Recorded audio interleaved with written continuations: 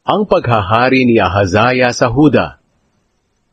Ika-22 kabanata. Si Ahazaya na bunsong anak ni Jehoram ang iniluklok ng mga mamamayan ng Jerusalem na kanilang hari, sapagkat ang ibang mga anak ni Jehoram ay pinagpapatay ng mga tulisang Arabo na lumusob sa Huda. Kaya naghari sa Huda si Ahazaya na anak ni Haring Jehoram. Si Ahazaya ay 22 taong gulang nang maging hari. Sa Jerusalem siya tumira, at naghari siya roon sa loob ng 1 taon. Ang ina niya ay si Atalia, na apo ni Omri. Sumunod din si Ahazaya sa pamumuhay ng sambahayan ni Ahab, dahil hinikayat siya ng kanyang ina sa paggawa ng kasamaan. Masama ang ginawa niya sa paningin ng Panginoon, katulad ng ginawa ng sambahayan ni Ahab, dahil pagkatapos mamatay ng kanyang ama, naging tagapayo niya ang mga miyembro ng sambahayan ni Ahab. Sinunod niya ang payo nila na kumampi kay Joram, na anak ni Haring Ahab ng Israel. Sumama siya kay Joram sa pakikipaglaban kay Haring Hazael ng Aram. Naglaban sila sa Ramot Gilead, at nasugatan si Joram. Kaya umuwi siya sa lungsod ng Jezreel, para magpagaling ng sugat niya. Habang naroon siya, dinalaw siya ni Haring Ahazaya ng Huda. Ang pagdalaw ni Ahazaya kay Joram ay ginamit ng Diyos para lipulin si Ahazaya.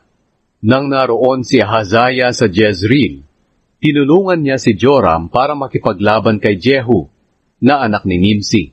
Si Jehu ang pinili ng Panginoon para lipulin ang sambahayan ni Ahab. Habang nililipol ni Jehu ang sambahayan ni Ahab, nakita niya ang mga opisyal ng Huda at ang mga anak ng mga kamag-anak ni Ahazaya na sumama kay Ahazaya, at pinagpapatay niya sila. Pagkatapos, hinanap ng mga tauhan ni Jehu si Ahazaya at nakita nila ito na nagtatago sa lungsod ng Samaria. Dinala siya kay Jehu at pinatay. Siya'y inilibing nila dahil sabi nila, apo siya ni Jehoshaphat, ang taong dumulog sa Panginoon ng buong puso. Wala ni isang naiwan sa mga miyembro ng pamilya ni Ahazaya ang may kakayahang maghari. Si Atalia at si Joash. Nang malaman ni Atalia na patay na ang anak niyang si Ahazaya, nagpasya siyang patayin ang lahat ng miyembro ng pamilya ng hari ng Huda.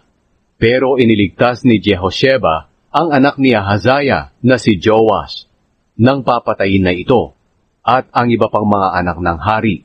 Si Jehosheba ay kapatid ni Ahazaya, at anak na babae ni Haring Jehoram, at asawa ng paring si Jehoyada.